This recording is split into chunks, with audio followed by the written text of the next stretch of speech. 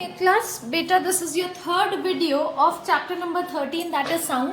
Sound के बारे में हम लोग पढ़ रहे थे. अभी हमने पढ़ा था इससे पहले वाली वीडियोस में कि साउंड कैसे वाइब्रेशन क्या होती है, वाइब्रेशन से कैसे साउंड निकलती है, कैसे साउंड ट्रैवल करती है, प्रोपगेट करती है, ठीक है. और वैक्यूम में जो है साउंड ट्रैवल नहीं कर सकती. उसके बाद हमने साउंड के कैरेक्टरिस्टिक्स भी यहाँ पर पढ़े थे.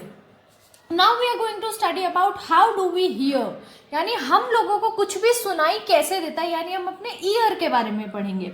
The ear is the human organ that enable us to hear sound around us. हमारा ईयर जो होता है उसके कारण हम लोग अपने आसपास की साउंड्स सुन सकते हैं.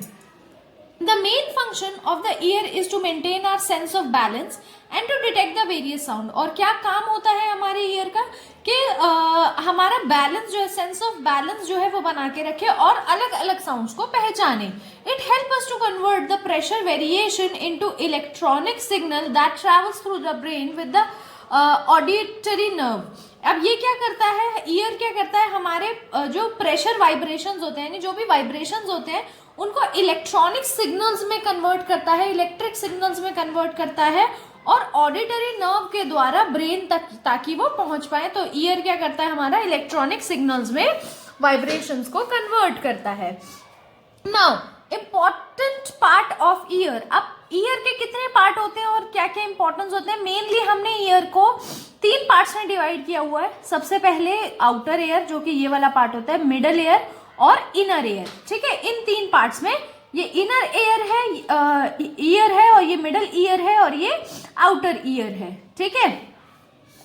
तो ये मेन 3 पार्ट्स हैं. सबसे पहले आउटर ईयर के बारे में पढ़ते हैं. Whenever the sound waves enter our ear, they travel across the outer ear. सबसे पहले कोई भी आवाज जब हमारे कानों में पड़ती है तो वो आउटर ईयर से ट्रैवल होकर जाती है. Ear convert audible frequencies into electronic signal that travel to the brain. और ईयर हमारे ऑडिबल फ्रीक्वेंसीज को, जो हम सुन सकते हैं उनकी फ्रीक्वेंसीज को इलेक्ट्रॉनिक सिग्नल में, इलेक्ट्रिक सिग्नल में बदल देता है ताकि वो ब्रेन तक ट्रैवल कर पाए.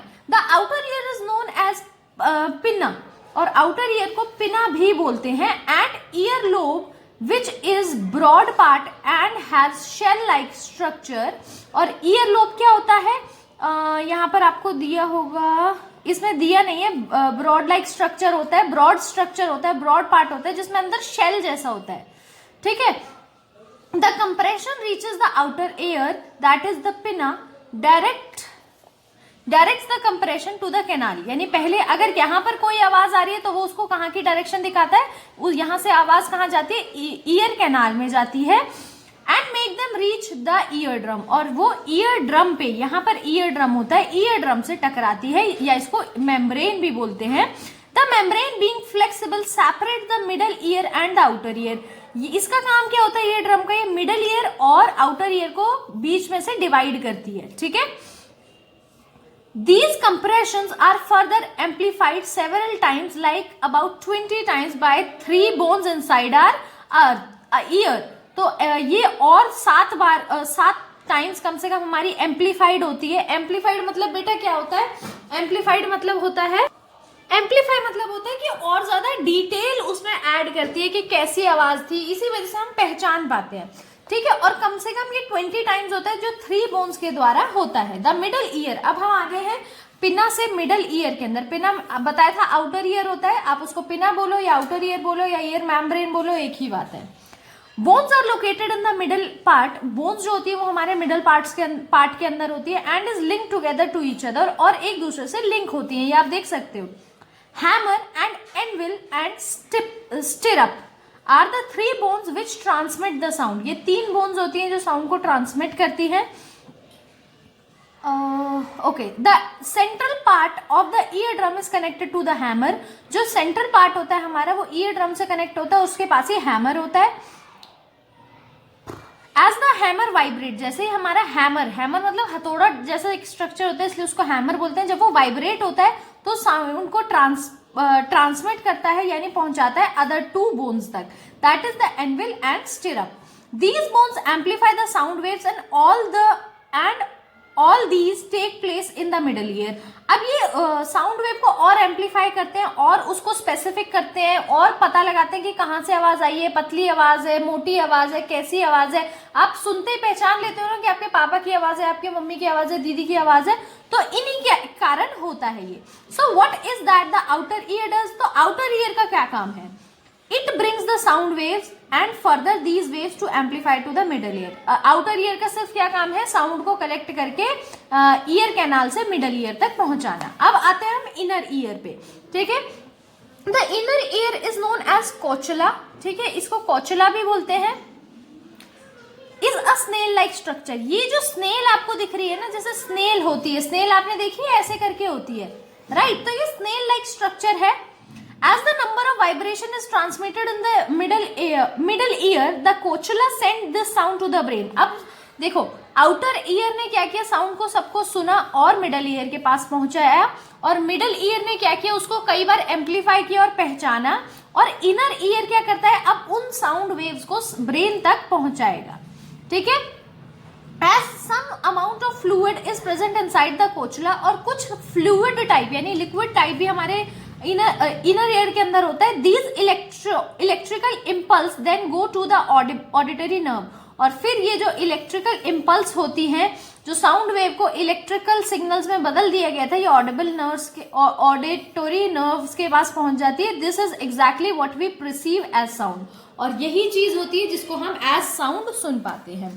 अब आता है प्रोटेक्शन ऑफ ह्यूमन ईयर. अब आप, क्योंकि ईयर इतने ज्यादा इंपॉर्टेंट है ह्यूमन बीइंग की लाइफ में, इतनी सारी साउंड्स को वो समझाने में मदद करते हैं कि बर्ड्स हैं या डॉग है या कैट है या आपके फादर की आवाज है, मदर की आवाज है, तो आपको ईयर को प्रोटेक्ट करके रखना है ताकि आपके ईयर में कोई प्रॉब्लम ना हो, या कल को ऐसा नहीं हो कि आपको सुनाई नहीं दे रहा है. तो इसके लिए हमें अपने ईयर को प्रोटेक्ट करने की बहुत ज्यादा जरूरत होती है. तो Audible range for human being is about 20 hertz to 2000 hertz. 20,000 hertz ये हम पहले भी पढ़ चुके हैं कि ऑडिबल रेंज जो ह्यूमन ईयर की है वो 20 हर्ट्ज से 20,000 हर्ट्ज की है. इससे ऊपर या नीचे, यानी अल्ट्रा या अल्ट्रा साउंड्स जो ऊपर होती है, इंफ्रा साउंड्स जो नीचे होती है, वो साउंड्स हमें सुनाई नहीं देती. If any sound exceeded this range the sound remain undetected. हमें कुछ भी सुनाई नहीं देगा. Whatever the amplitude may be. Almost every other person uses headphone. आज हमें पता है कि आज के टाइम में हर तीसरा बंदा हेडफोन्स यूज करता है. These headphones are dangerous as they directly fit into our ear drums. और ये बहुत ज्यादा आपके ईयर के लिए डेंजरस हो सकते हैं, क्योंकि सीधा आपके ईयर ड्रम्स पे इफेक्ट डालते हैं, डायरेक्टली फिट हो जाते हैं आपके ईयर ड्रम्स पे. आप यहाँ पर जो डिवाइस है वो फिट करते हैं तो वो डायरेक्टली आवाज जो आपके ईयर ड्रम पे पड़ती है. Hence to protect our ear the volume should not be exceeded 60%. कई सारे फोन्स में या अगर आप ईयरफोन्स लगाते हैं तो उसमें आता भी है कि 60% आपका जो है वॉल्यूम है, और इससे ऊपर आपके ईयर को ये डेंजरस है आपके ईयर्स के लिए. तो यही बात इसमें बोली गई है कि 60%, अगर आप ईयरफोन हेडफोन यूज कर रहे हैं तो 60% से ज्यादा उसकी वॉल्यूम नहीं होनी चाहिए. When you attach concert step outside, when you attend concert step outside the concert at least for few minutes to bring your ears to rest. जब भी आप किसी कॉन्सर्ट में जाते हैं, आपने देखा ना स्टेजेस वगैरह पे कई सारे सिंगर परफॉर्म करते हैं, अगर आप वहां कहीं जा रहे हैं तो कुछ टाइम के लिए शोर शराबे से बाहर आ जाए ताकि आपके ईयर्स को रेस्ट मिल जाए. Keep your ears dry once you have done bathing and swimming. अगर आप कभी भी बात कर रहे हो या स्विम कर रहे हो तो टॉवल से आप बिल्कुल अपने ईयर्स को सुखाएं. Can we hear all sounds? क्या हम सारी आवाजें सुन सकते हैं, सारी साउंड सुन सकते हैं? Sound is a form of energy that is produce by vibrating object. ये हम पढ़ चुके हैं. साउंड क्या होता है? सिर्फ एक ऐसी एनर्जी होती है जो जब ऑब्जेक्ट वाइब्रेट होती है तब निकलती है. But do we hear sound of every vibrating body? क्या हम हर वाइब्रेटिंग बॉडी की साउंड सुन सकते हैं? ये तो आंसर है no. We have two type of sound, audible sound and inaudible sound. अब दो टाइप के साउंड्स हमने क्लासिफाई करी, ऑडिबल और इनऑडिबल. यानी जो सुनाई देती है तो ऑडिबल, नहीं सुनाई देती है तो inaudible. These sounds are characterized on the basis of their frequency ranges. और किस बेसिस पे हमने कैटेगराइज किया कि भाई ये आवाज हमें सुनाई देगी या नहीं देगी? उनके रेंजेस पे, यानी 20 हर्ट्ज से 20,000 हर्ट्ज तक हमें आवाज जो है वो ऑडिबल है. उससे ऊपर यानी इंफ्रा साउंड्स और अल्ट्रासाउंड हमें सुनाई नहीं देते। The human ear can easily detect the frequency 20 hertz to 20 k hertz, तो यानी 20,000 हर्ट्ज, ठीक है। तो 20 हर्ट्ज से 20,000 हर्ट्ज तक हमें सुनाई देता है। Hence sound waves with frequency ranges from 20 hertz to 20 k hertz is known as audible. इसलिए ये तो हो गई audible. Human ear is sensitive to every minute pressure difference in the air. और ह्यूमन ईयर जो होते हैं वो बहुत ज्यादा सेंसिटिव होते हैं। हर मिनट में आपके जो ईयर पे या एयर की प्रेशर है, कभी कभी आपने देखा तेज हवा में आपके कान दर्द करने लग जाते हैं। If they are in audible frequency ranges, अगर वो ऑडिबल फ्रीक्वेंसी रेंजेस के अंदर है, it can detect the pressure difference और then 1 billion of the atmospheric pressure. अगर आपके ईयर जो है मतलब फ्रीक्वेंसी के अंदर रेंजेस है उसकी ऑडिबल की, सॉरी साउंड की अगर फ्रीक्वेंसी रेंजेस है वो ऑडिबल है, तो आपके ईयर जो है उसको डिटेक्ट कर सकते हैं कि कितना प्रेशर है। As we grow older and are expose to the sound for longer period of time, और जैसे जैसे आप बूढ़े होते जाते हो, आपने कई सारी साउंड्स में अपने ईयर को रखा होता है, कई सारी साउंड सुनी होती है, तो हमारे ईयर डैमेज होते जाते हैं उम्र के साथ साथ, और जो अपर लिमिट ऑडिबल फ्रीक्वेंसीज की होती है वो कम होती जाती है, यानी आपको ऊंचा सुनाई देने लग जाता है। For a normal middle age adult person, the highest frequency which they can hear is 12 to 14 hertz. 12 to 14,000 hertz, यानी पहले 20 था मगर अब धीरे धीरे कम होते होते 12 to 14 पर आ जाता है। अब हम आते हैं इनऑडिबल साउंड्स, यानी इनऑडिबल साउंड्स जो आपको सुनाई बिल्कुल भी नहीं देती।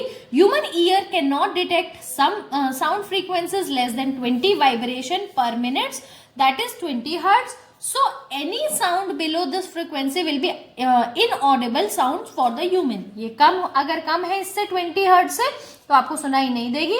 In the highest high frequency ranges, तो हाइयर फ्रीक्वेंसी रेंजेस में अगर 20,000 है तो वो भी आपको सुनाई नहीं देगा।